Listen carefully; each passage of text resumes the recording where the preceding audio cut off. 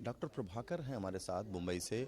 Covid को लेकर जहां देश में लगातार काम हो रहा है और कैसे इसको रोका जाए, इसको लेकर लगातार काम हो रहा है, इस विषय पर हमारे साथ बात करने के लिए हैं, क्योंकि यहां पर एक बैठक बुलाई गई है जिसमें से उन तमाम विषयों पर चर्चा होगी। सर, क्योंकि जिस तरह से देश इस समय स्थिति से गुजर रहा है, ऐसे में होम्योपैथी का क्या रोल है इसमें? होम्योपैथी का बहुत अहम रोल है।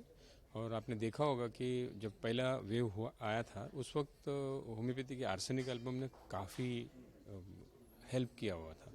उसके बाद दूसरे जब वेव आए थे तब उस वक्त क्या ऐसे हो गया कि लोगों ने आर्सेनिक नहीं लिया और वैक्सीनेशन के इंतज़ार में उसमें थोड़ा ज़्यादा लोग बीमार हो गए। लेकिन अब जो है होम्योपैथिक दवाइयाँ जो है, जो लोग बीमारी है, जिनको कोविड ग्रस्त है, वो ठीक हो जाते हैं, बिल्कुल बड़ी आसानी से ठीक हो जाते हैं। उनको ना साइड इफ़ेक्ट्स होता है और वो 3-4 दिन में बिल्कुल ठीक हो जाते हैं। सब कह रहे हैं साफ तौर से कि इसमें साइड इफेक्ट नहीं होता है, एक बड़ी चीज़ है। लेकिन सबसे बड़ी बात है कि जिस समय कोविड का काल चल रहा है, अभी भी बचाव की बात कही जा रही है, क्योंकि नए नए कोविड के तौर पर ओमिक्रॉन को भी देखा जा रहा है।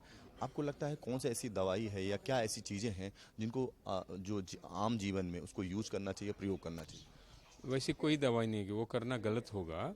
ऐसा है कि जैसे वायरस जो है वो कंटिन्यूसली म्यूटेट होता है, उसी तरह से हमारी जो प्रतिक्रिया होगी हर क्षेत्र में अलग अलग होगा। और उस हिसाब से वहाँ के जो डॉक्टर्स होंगे, वहाँ के जो चिकित्सक होंगे, वो सही दवा दे पाएंगे। होम्योपैथी में ये एलोपैथी से ये भिन्न है कि हम लोग जो मरीज़ का जो सिम्टम्स है, जो ये है, उसके ऊपर से दवा देंगे। तो आप अगर ये चाहेंगे कि एक दवा दे दे तो वैसा नहीं होगा, वैसे संजीवनी नहीं देनी चाहिए।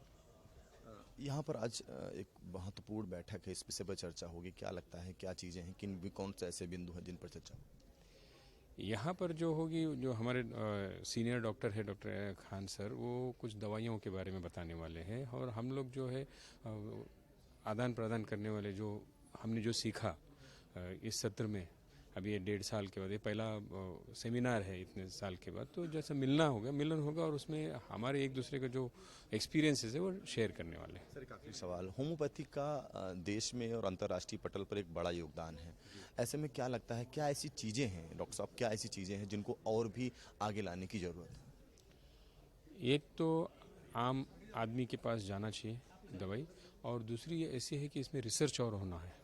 रिसर्च जब होगा, जब हमारे पास उसके नंबर्स ज़्यादा होते हैं, तो फिर पूरे इंटरनेशनल साइंटिफिक कम्युनिटी जो है वो मानना शुरू करते हैं।